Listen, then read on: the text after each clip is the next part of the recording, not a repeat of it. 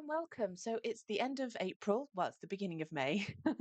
And I'm going to go through everything that I made in April. I did make quite a lot of things. That's partially because I had some time off because of Easter. I also made the time off a little bit longer, so I had a bit of time to do a few more things than I normally would do. Everything I made in April.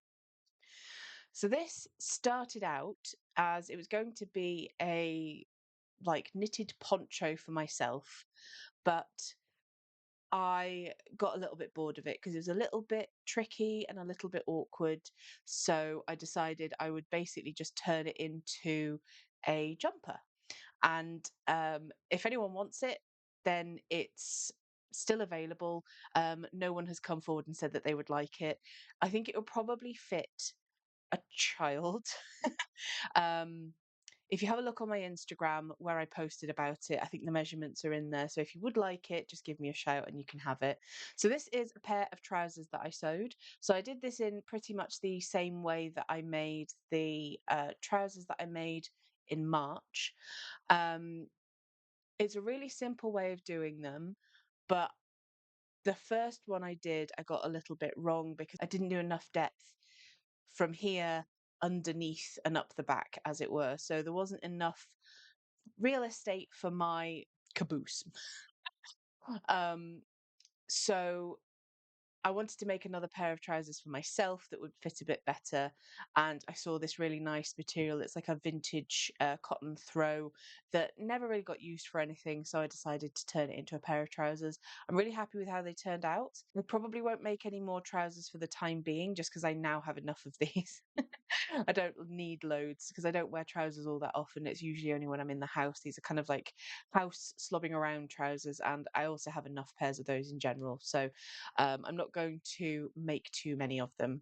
This is a really nice, like, sleeveless vest. I have been looking for something like this for a while, and I just can't really find anything that I liked. And I looked for patterns and I couldn't find a pattern that I liked, so I wrote one myself. If you would like to have the pattern, or I could potentially do a tutorial, it should be a fairly simple thing. It's a lot of repeats and then gaps for the armholes. It's quite comfy, although it's a little bit warm for wearing at the moment. As we're getting into spring and summer, things are warming up a lot in the UK. So I probably won't end up wearing this until the summer starts to cool down into autumn again. This is a bag that I knitted. It's colourwork knitting, and the design, I didn't design it myself. I found the picture online and copied it. But I decided to turn it into a bag, and I didn't really need another bag. I just wanted to see if this would work, and it did. But a colleague of mine has a tattoo with a similar theme, so I gave it to her, and she told me she loves it. I'm assuming she wasn't lying to me. But it's just like a little crossbody thing, and I put a popper on it so that it'll close up. This hat, I realised after I'd finished it, is very much the IKEA colours. I was testing out my theory for a pattern because I have two different patterns of hats. One is like just a normal beanie hat, and I like the way that the decreases work. And then I also have a pattern for a hat which is reversible. So you basically knit two hats together. So you've got one color or one pattern one side and then one color or pattern on another. And this is slightly too short for my liking. So again, this is available. If you would like it, you can have it. If you really love IKEA, it would be perfect. Or if someone in your life loves IKEA, it would be the perfect gift for them.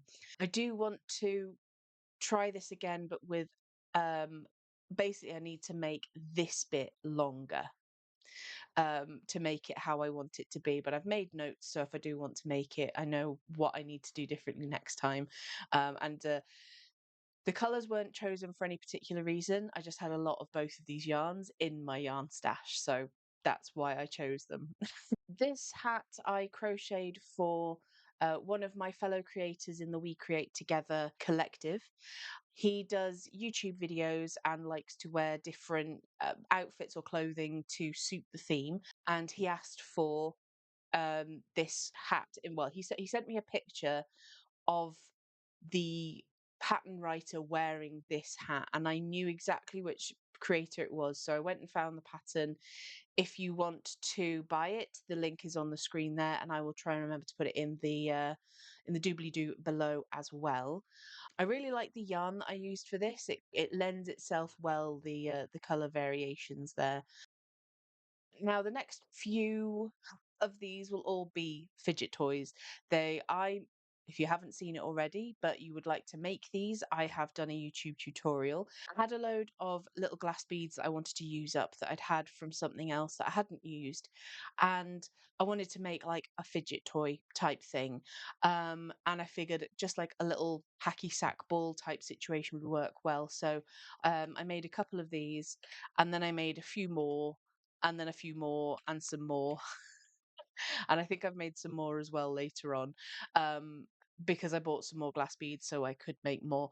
I still have 11 of these left over. I'm looking over there because that's where they're sat. I have 11 of these left over. So if you would like any, check out my Instagram. You can see a picture of them. Just send me a message with your name and address and which one you would like, or whether you're not bothered which one you get. And you can have it for free. I will post it to you. You don't have to give me any money or anything. I just need the name and address of where to send it to. Then I made this gift bag. It's not for anything in particular, it's just to use up the yarn and because there will be gift givings happening throughout the year. So it's always handy to have a little gift bag to put things in. It started off as a square, I think. It's on the screen, of course it is. So I started off with a square and then just did like even stitches all the way around for a bit. Um, it's a nice, easy way of using up yarn, and I think it looks a bit nicer than using wrapping paper. But once you've made it, it's a lot less effort than wrapping a gift. Here are some more of the fidget pebbles, and some more, and some more. I really made a lot of these. Then I made this little bag. So this had a specific purpose. So I have a travel version of a game called Azul, and in that I apologize if you can hear a noise. There seems to be some drilling going on at one of the neighbours' houses. So if you can hear that, I apologize. If not, ignore. So what was I saying? Yes, I have a travel version of a board game called Azul.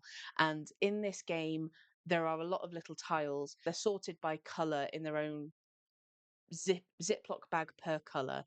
But it's a faff to have to take them in and out of those bags every time. And I don't want to leave it in the main bag because if it gets tipped upside down, they might fall out. So I decided I'd make a little drawstring bag to put them all in because when you're playing the game and when you finish with the game, they can all just go in the same bag together. And they're not just going to slip out of the actual carry case that it comes with. Um, so I started with a circle or a hexagon, turned it into sort of a square, and then put drawstrings through the top, and it worked really well. And I'm going to try and remember this process for when I need to do other stuff in the future. It's quite nice starting with a circle and turning it into a square, I think. Well, approximately a square. It's not perfect. Then I made these socks for Mum for her Christmas present. Obviously, Christmas is a fair way off yet, but she knew what she wanted, and I got started with them. And I am also working on a second pair for her, which I've not finished the first sock yet. So thankfully, I have a massive amount of time before I actually have to finish them. And then the last thing that I made is this gift bag to put around a tall, thin box. So I did it the same as that blue one, started off with a granny square and then did even rows all the way up without any increases. And then I did some HDCs, half double crochets at the top with some gaps for the last row so I could thread the closing strings through. And these work really well. I'm really happy that I started making the gift bags this way because if it's something that doesn't need doesn't need a solid piece of fabric because things aren't going to fall through it, it's much quicker to work one of these up than to knit the gift bags as I have before. But also it uses up more yarn. So if I am trying to use up yarn, it kind of works on both levels. It's quicker and it uses up more yarn than if I was knitting. So they work really well. Thank you for joining me. If you liked any of these, please let me know what you thought in the comments below. I mean, if you didn't like them, tell me what you thought in the comments. It won't really matter too much either way. I still made them and they're still mine. If you would like to find me elsewhere, I will leave the link to my link tree in the doobly doo. Bye for now.